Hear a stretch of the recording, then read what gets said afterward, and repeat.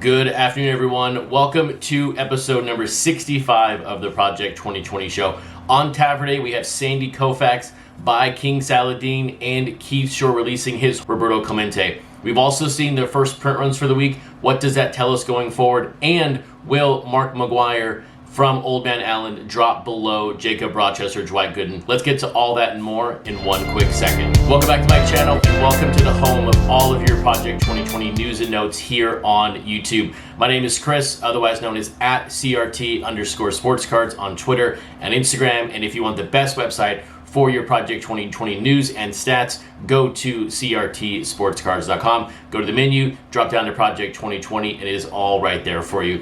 But hey, it's Thursday morning. We have a lot to cover, a lot to get to. We have now seen the first print runs for the week with the Monday cards. The George Brett by Matt Taylor and the Jackie Robinson by Fucci. George Brett came in 3,278 and Jackie Robinson 3,253. So only a 25 card difference between the two. That's not the closest we've seen in a 2-card pairing, but both of those are very, very low when you think of the overall landscape of Project 2020. From a rank perspective, as of right now, this will change, of course, as more cards are released. They're ranked 1, 2, 4, and 1, 2, 5.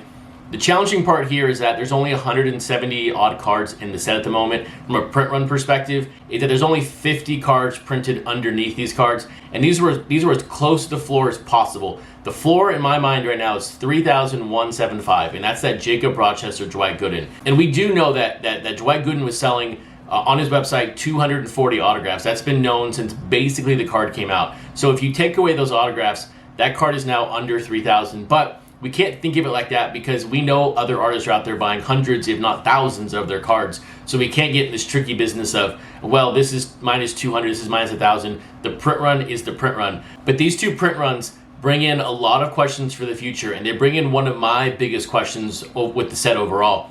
And that is, are we going to have a card print in the 2000s again? And I don't think right now we are. But these two cards back to back being this low together, with, I would say, some pretty big artists. You know, Matt Taylor is very well known. Fucci has a following in Project 2020. People did not buy these cards. So this now brings us to Ken Griffey Jr. and Mark McGwire. Look, Ken Griffey Jr. is not going to print under 3,000. He's not going to print under 4,000 or 5,000. I still like my range on Ken Griffey Jr. at 7.25 to 8.25. And this is just based on the fact that so many people like this card. It was very obvious on social media. I think people are going to buy this card up. Now, if I do miss on the Griffey, it's going to be an overshoot again. It's not going to be an undershoot. I don't see how this card gets to 8,260. That's just a ton of cards when you think of the Monday cards at 3,200. Now this Mark McGwire, after 48 hours, just 39 pre-orders. So if there's a card that's going to print under 3,000, it's going to be this one. But I don't think we're going to get there. I think it's just too difficult. But if this card does, it calls into question every single card in the 2000s from a value perspective. And this is why I think we're kind of flirting with disaster. People want low print runs, but there is going to be a cascading effect of that afterwards. Any card at 2,900 or 2,800 or 2,700, those numbers right now to us feel like they're out of reach, they're out of range from ever getting there again, so the value is up on those. Now, they're not worth a ton of money, but they're worth some money. But if a current card prints in that range, why are we now spending 80, 90 bucks on a card in the high 2000s? So just be careful what we're wishing for here. I think it's good that these cards are printing low. It's showing maybe the real base of the set, but if it gets too low, it starts calling into question some of these lower print runs. So on McGwire, I'm sticking with my range, 3.2 to 4.2. But now let's get to my second favorite card of the day, and it is going to be this Sandy Koufax by Keith Shore. And I said on Twitter, it's Control-C, Control-V, because this card looks just like his Sandy Koufax. The only sort of common theme of both of these cards is that both are horizontal, and Keith Shore is keeping them vertical. So I get it, they kind of make sense, but at the same time, they look very similar, and when you see them together here, it's gonna make you maybe not like this Roberto Clemente. Let's take a look at Keith Shore, and then let's take a look at Roberto Clemente. So this is Keith Shore's 10th card in the set, another artist now at his 50% mark. We saw him most recently with that Sandy Koufax, and then before that with the no name on front, Frank Thomas. From a print run scale, we all know about the Griffey, 99,177. As some people say, this is the card that broke Project 2020. but I think we'll make it through. And then his second highest printed card is George Brett, 10,757, and his lowest printed card is Maguire at 1,199. And when you look at Roberto Clemente, this is also his 10th card in the set. He has a mixture of horizontal and vertical, but he's been mainly kept as a horizontal card. When you look at his print run numbers, his highest printed card is that Sophia Chang, 12,077, but right behind it is his Matt Taylor, 11,577, and his lowest printed card right now, and I think forever, Chirao at 1,819. Now, when it comes to my favorite Keith Shore and my favorite Roberto Clemente, I'm very curious. What are your favorites? Leave a comment below as far as what are your favorite for these two players and these two artists from today's releases. But on the Keith Shore, I keep going back to the Bob Gibson just because we can look at that card and we know who it is, we know the artist, and it's just such a cool and iconic card for this set. So for me on Keith Shore, it is Bob Gibson because it's fun and it's just funny at the end of the day. And then on Roberto Clemente, there are a lot of great artists right now. There are a lot of great cards out there. But right now, for me, I'm going to go with the home field advantage here. I'm going to go with Natural over Grotesque. I just really like that card. No card has come out since then have I liked as much as the Natural. Hopefully you're liking the video so far, and if you are and you're not subscribed, please hit that subscribe button. This is the best resource for you. If you're a fan of Project 2020, if you're a flipper, or if you're a long-term investor, please hit that subscribe button. Now, when you look at my favorite card of the day, it will be the Sandy Koufax by King Saladin. King Saladin is an artist which I just haven't connected with.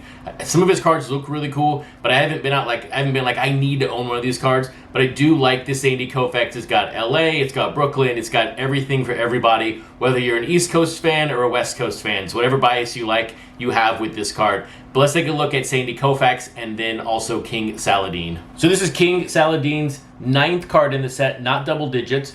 We saw him most recently with the Roberto Clemente, and then before that, the pink border Bob Gibson.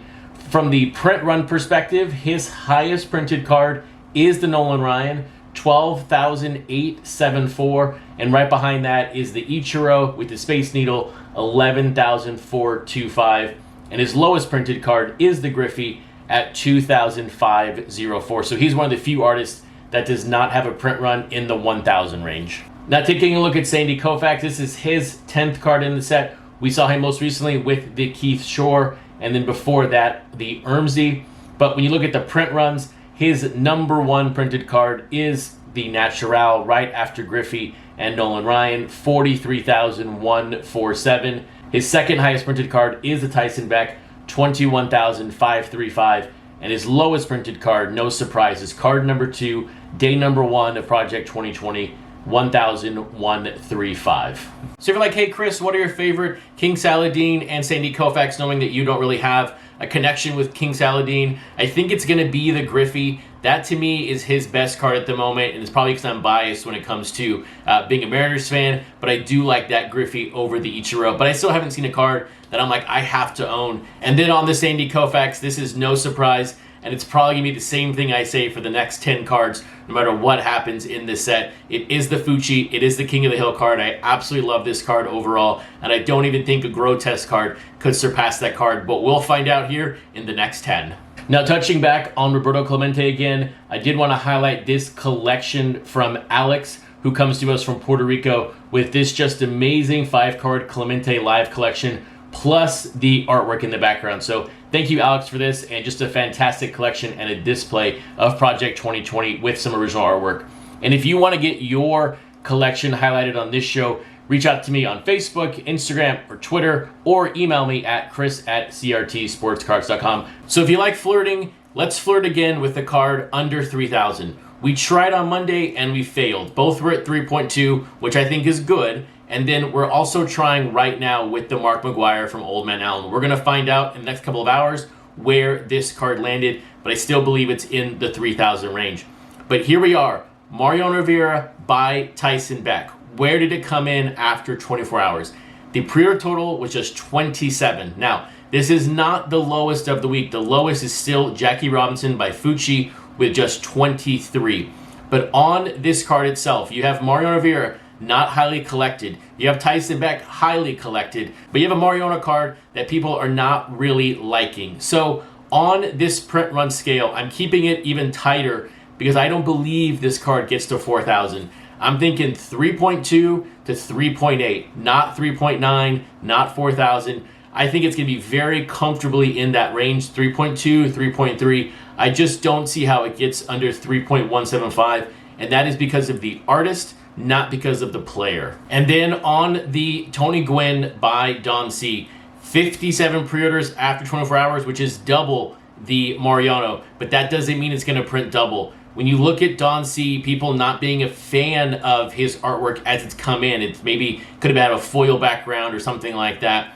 This card, I think, is going to be very similar to the cards from this week. So I'm again here, 3.2 to 3.8. I just don't see how this artist with this player, Tony Gwynn has been selling, well below the average for the most of the project, how this card gets anywhere near 4,000. So I'm keeping both of these cards today, 3.2 to 3.8, but we will see where they land this time tomorrow morning. If you like this video, please give it a thumbs up. And if you want more news and notes from me around week 19 in Project 2020, check out that playlist on the screen right now.